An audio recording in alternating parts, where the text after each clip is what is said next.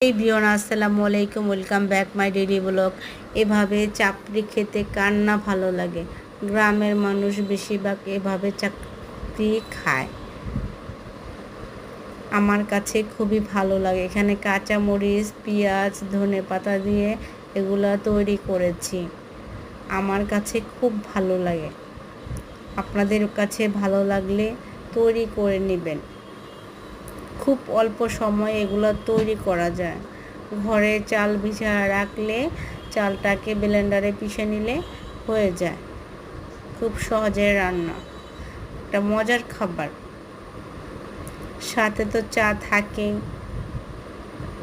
সন্ধ্যার নাস্তার জন্য এটাই বেটার। এটা বাচ্চারাও খেতে পারে। এগুলা গ্রাম অঞ্চলের মানুষ বেশি খায় এবং ঢাকার মানুষও খায়।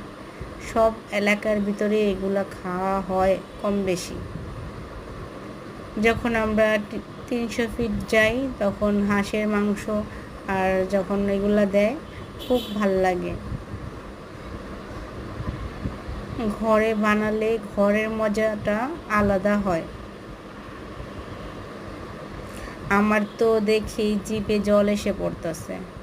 এখন আমার খালা এগুলো তৈরি করতেছে সব মেহমানের জন্য।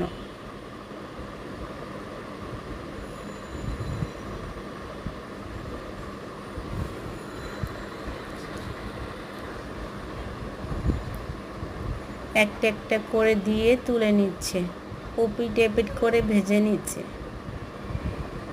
ওপিট এপিট করে ভেজে নিচ্ছে। আর সাথে যদি একটু ডিম দেওয়া যায় তাহলে ভালো হয়। আমার কাছে ডিমটা আজকে দিই নাই, ডিম দিলে আর কি ফুলে উঠে সুন্দর হয়।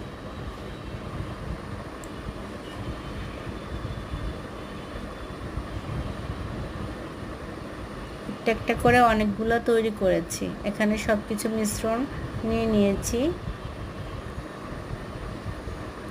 আমার ভিডিও ভালো লাগলে, অনেক কষ্ট করে ভিডিও বানাই, ভিডিও ভালো লাগলে অবশ্যই লাইক দিয়ে শেয়ার করে সাবস্ক্রাইব করে আমার পাশে থাকবেন।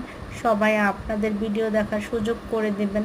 আমার ভিডিওতে একটা লাইক দিয়ে কমেন্ট করে, তাহলে আমি বুঝতে পারবো আপনি কোথা থেকে আমার ভিডিও দেখতেছেন। সবাই ভালো থাকেন, সুস্থ থাকেন। আর অনেক গরম পড়ছে, সবাই বেশি বেশি লেবু পানি খাবেন। আল্লাহ হাফেজ।